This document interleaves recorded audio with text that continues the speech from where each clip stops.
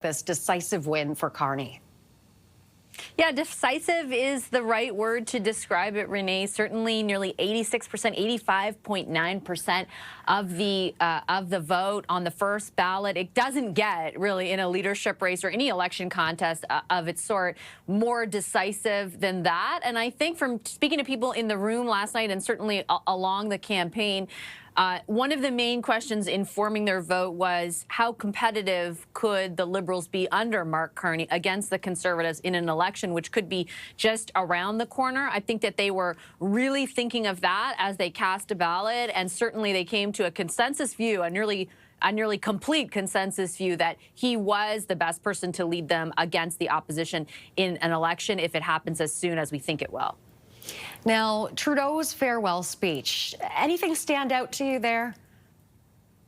I mean, a couple of things. Certainly the way in which he described the threat from Donald Trump, or the idea that the concept of Canada, for example, can't be taken for granted, is something that I think all of us have been thinking about for the last 6 weeks or so. I think even his appearance, though, at the convention was notable. I was thinking back to December when the party held a Christmas party in the same building in downtown Ottawa. And one Liberal who was there last night said that party felt like a wake at the time, right? Think back to December when Chrystia Freeland had this was days after Chrystia Freeland had put out that letter saying she didn't agree with the direction of the country, that pressure on him from inside his caucus to quit was at an all-time high. His numbers, his own popularity at an all-time low, and dragging the party's brand down with him. Would he have even been, for example, at a leadership announcement like the one last night if it had occurred 2 or 3 months ago? I think, it's anyone's guess, but it was a lot less likely than what occurred last night. So I think the fact that he was there,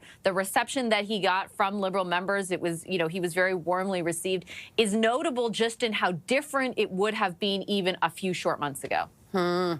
So what are the next steps? How soon could Carney be sworn in, and how soon could there be an election? Well, things on all fronts that you mentioned could happen really soon. It's a bit of a moving target. I feel like over the past few weeks I kept hearing different dates, but I think there is a little bit more clarity, at least as of last night. I am hearing that Mark Carney, for example, could be sworn in as Prime Minister as soon as tomorrow, that on Wednesday, as soon as Wednesday, I should say, a cabinet could be sworn in, and we could be headed to an election as soon as next week, with a vote sometime towards the end of April or perhaps into early May. So things are going to happen in really quick succession. Last night was almost the unofficial kickoff of an election campaign of sorts, and I think all the dynamics that you saw on display there, the threat of Trump, the cleavages between the Conservatives and the Liberals, will all factor in very heavily into an election campaign. All right, we'll have to leave it there. Thanks for this, Vassy.